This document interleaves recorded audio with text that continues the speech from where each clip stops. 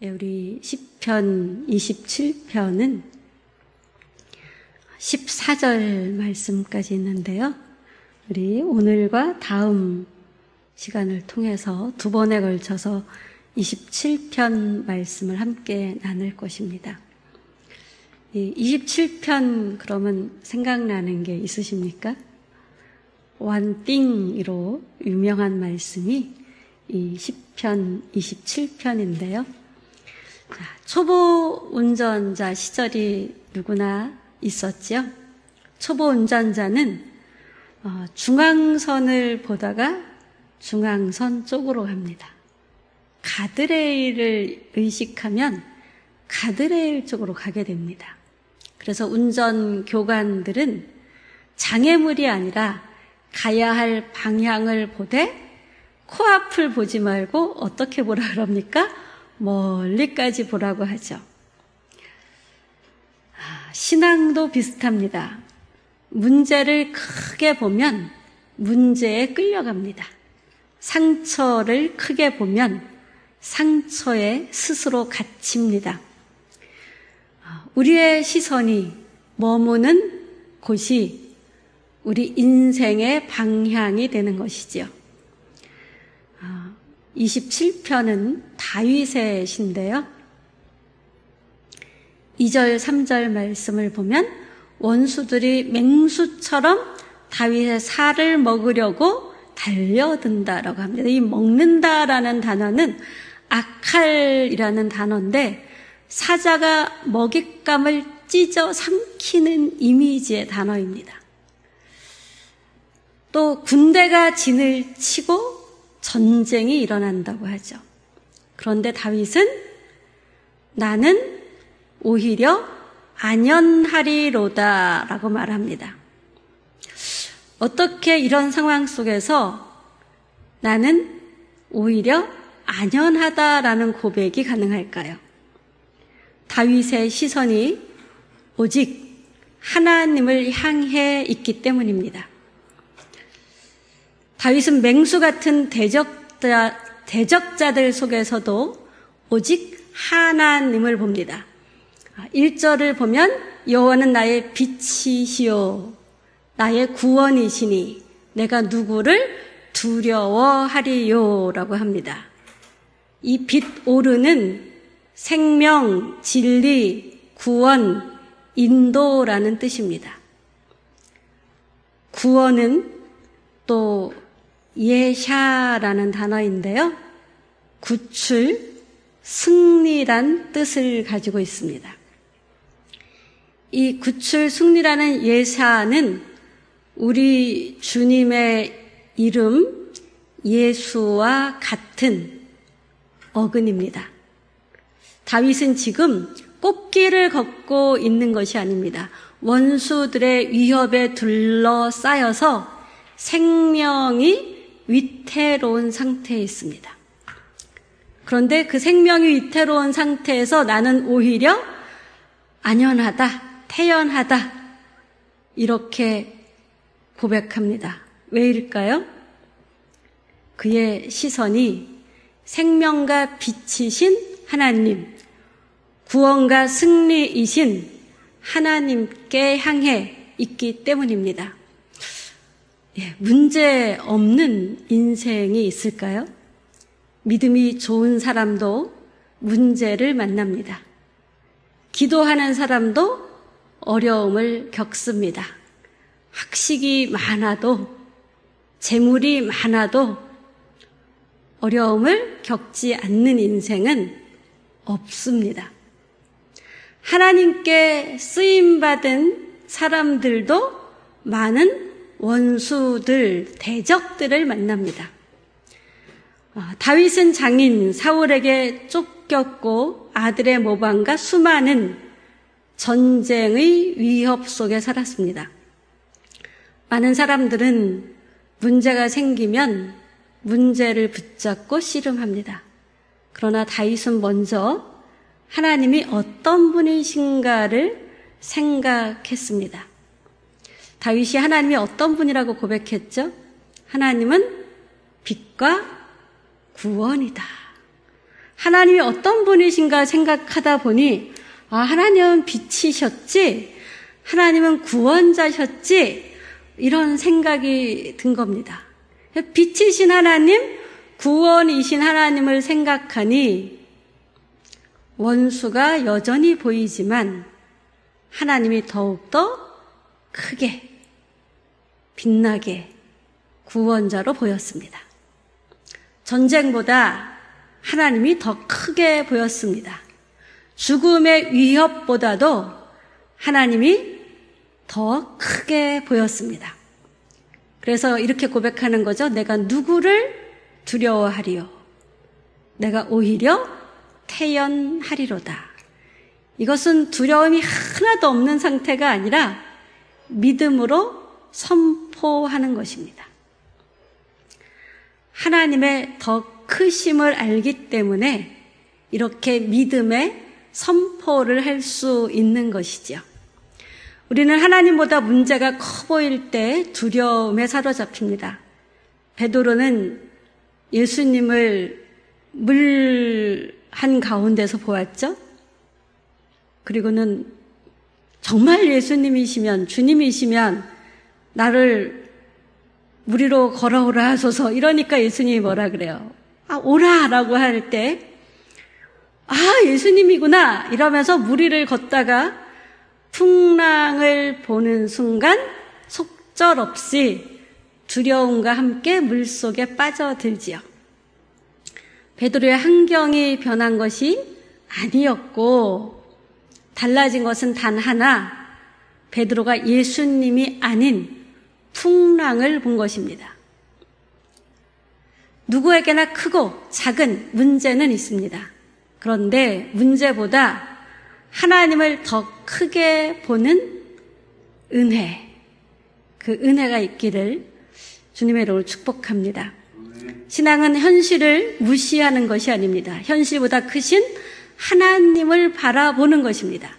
하나님이 크게 보이면 문제가 사라지지 않아도 두려움에 압도당하지 않습니다. 오히려 태연할 수 있습니다. 그래서 여호와는 나의 빛이요 나의 구원이시니 내가 누구를 두려워하리요, 이렇게 고백할 수 있는 것이지요.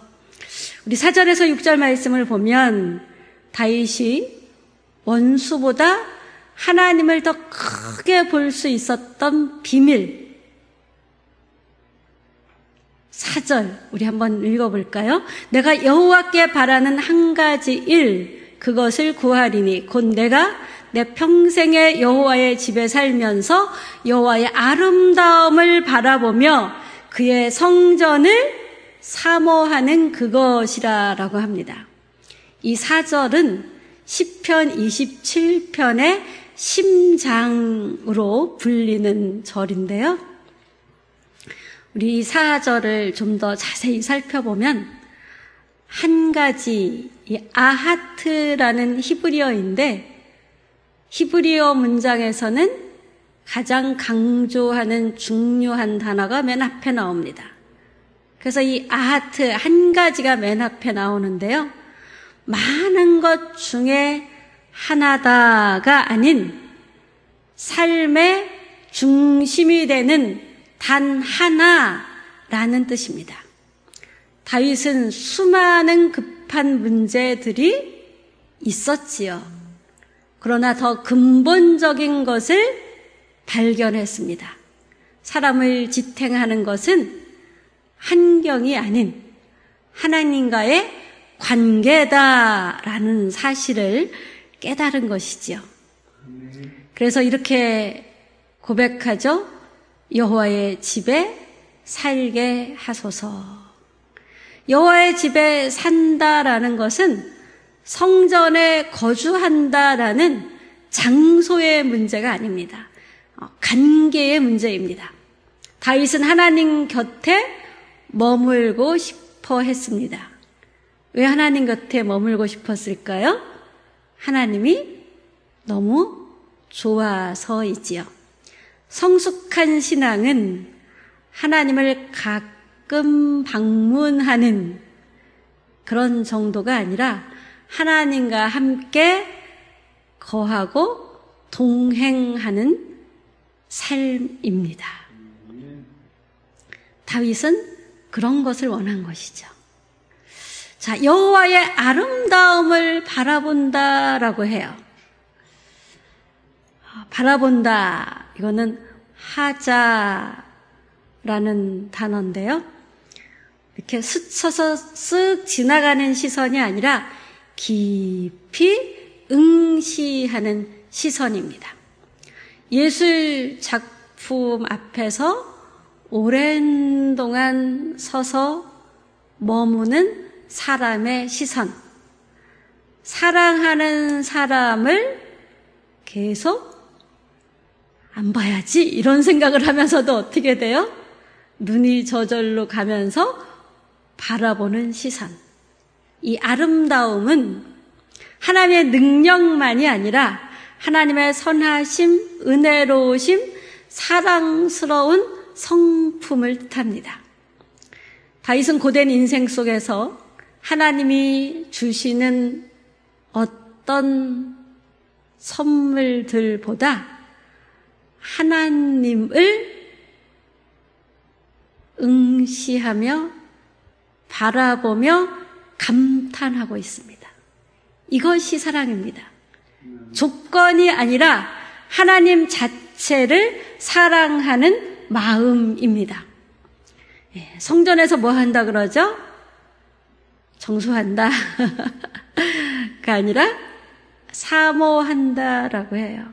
우리가 성전을 왜 청소합니까? 주님을 사모해서 하는 것이죠.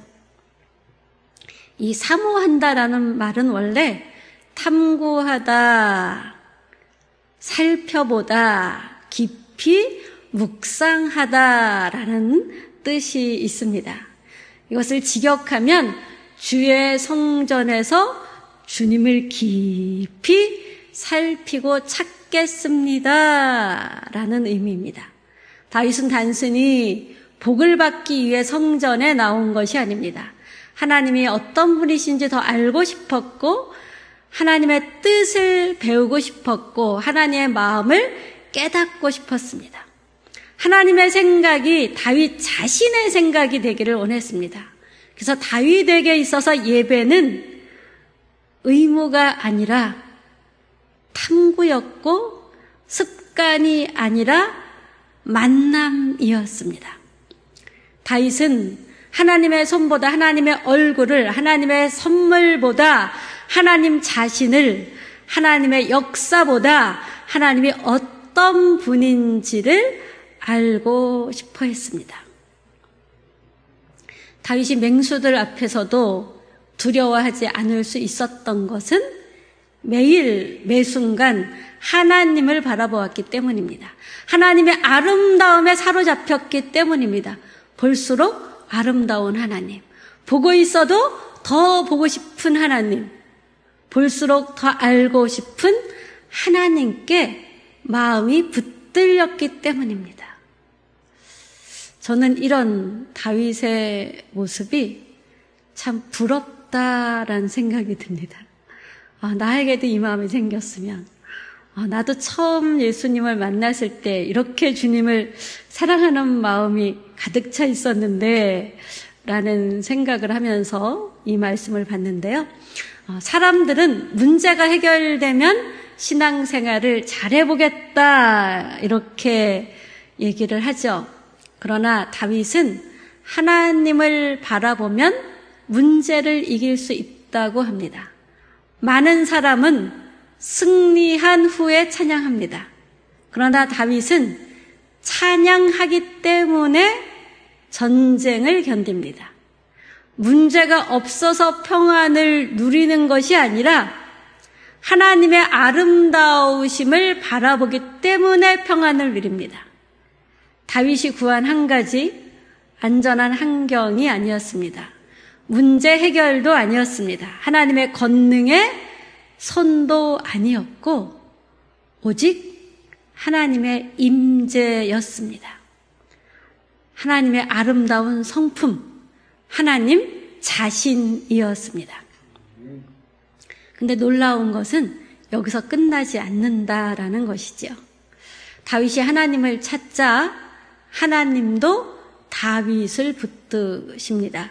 5절 말씀 보면 여호와께서 환난 날의 나를 그의 초막 속에 비밀히 지키시고 그의 장막 은밀한 곳에 나를 숨기시며 높은 바위 위에 두시리로다. 이렇게 고백하죠. 자, 환난이 없어지는 것이 아니다. 이게 되게 중요한 포인트예요. 하나님 한 분만 구한다고 환난이 없어지지 않는다. 원수들도 사라지지 않고 전쟁도 끝나지 않는다. 그러나 환난 날에 전쟁의 한복판에서 하나님이 다윗을 지키십니다. 우리는 종종 생각하지요. 하나님이 함께 하신다면 왜 이런 환난이 닥쳐옵니까? 그러나 성경은 환난이 내가 함께함으로 없을 것이다 라고 약속한 적이 없습니다. 대신 환난 가운데 내가 너와 함께 하겠다 이렇게 약속하십니다. 자, 세 가지 보호의 그림을 우리가 5절에서 볼 수 있는데요. 첫째는 초막 속에 비밀이 숨기신다, 감추신다 라고 하죠. 이 초막은 숙화인데 광야에 있는 임시 거처입니다. 비가 오고 바람이 불면 흔들리고 펄럭이는 곳이지만 햇빛과 비, 바람을 막아주는 피난처입니다. 하나님은 광야 같은 우리 인생길에서 우리의 이런 피난처, 쉼터가 되어주신다라는 것이죠. 또 장막 은밀한 곳에 숨긴다라고 하잖아요. 장막은 하나님의 임재가 있는 곳입니다. 하나님의 임재가 있는 그곳. 하나님은 모든 것을 아십니다. 세상은 몰라도 하나님은 아시지요. 사람들은 이해하지 못해도 하나님은 이해하십니다. 가장 안전한 곳은 문제가 없는 곳이 아니라 하나님의 임재 안에 있는 것입니다.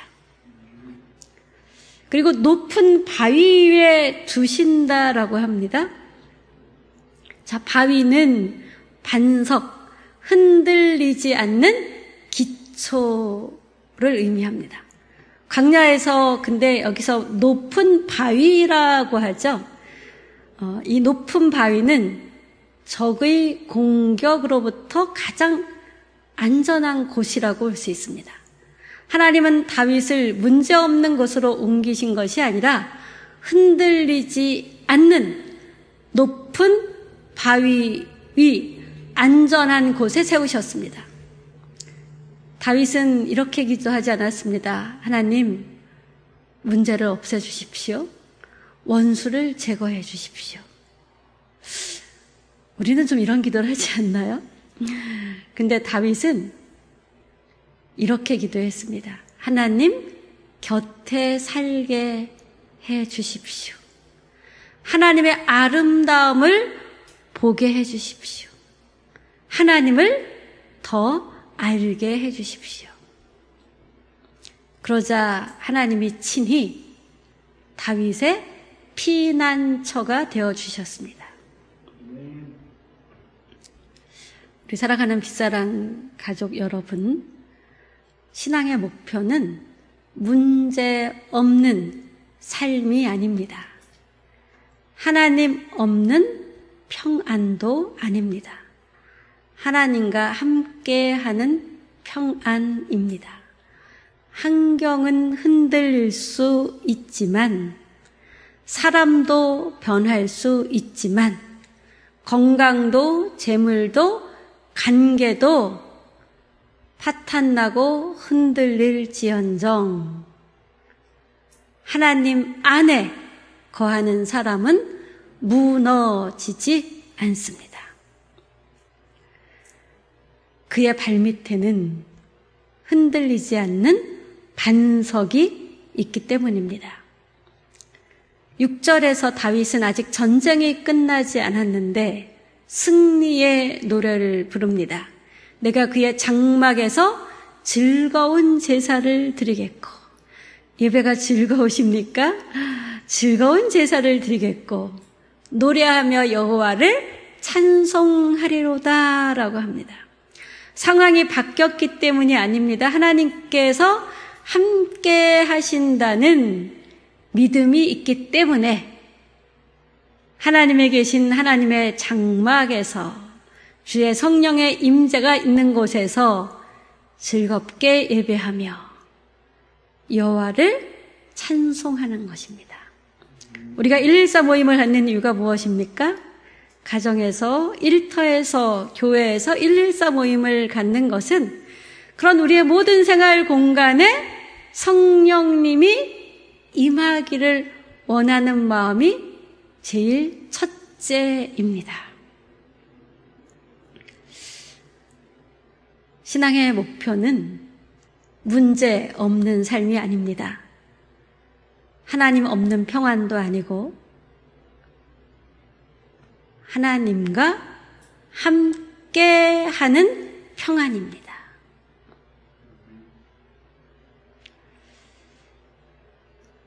초보 운전자는 바라보는 곳을 향해 자기도 모르게 핸들이 움직이며 차가 그리로 갑니다. 우리 삶도 그렇습니다. 문제만 바라보면 문제에 끌려가는 인생이 됩니다. 두려움만 바라보면 두려움에 사로잡힙니다. 그러나 하나님을 바라보면 방향이 달라집니다. 다윗은 원수들, 전쟁, 죽음의 위협 속에서도 하나님을 바라보는 시선을 멈추지 않았고, 그래서 태연할 수 있었고, 환난 속에서도 믿음의 찬양을 할 수 있었습니다. 오늘 우리에게 필요한 것은 문제가 사라진 환경이 아닙니다. 하나님이 크게 보이는 시선입니다.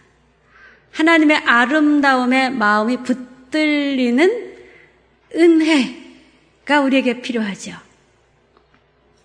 환난 가운데서도 우리를 숨기시고 붙드시는 하나님에 대한 믿음. 하나님은 우리 믿음대로 일하십니다. 그래서 우리가 신명기에서 계속 살펴보니까 무엇이 많이 나왔죠? 기억해라, 기억해라, 기억해라. 뭘 기억하라는 거였습니까? 하나님이 어떤 분인지, 너희와 어떻게 함께 하셨는지, 너희를 어떻게 구출하셨는지 기억하라라는 것이었습니다. 왜? 앞으로도 구출받을 일이 많기 때문에 구출하시는 하나님을 잊어버리면 두려움에 파묻히게 되기 때문입니다.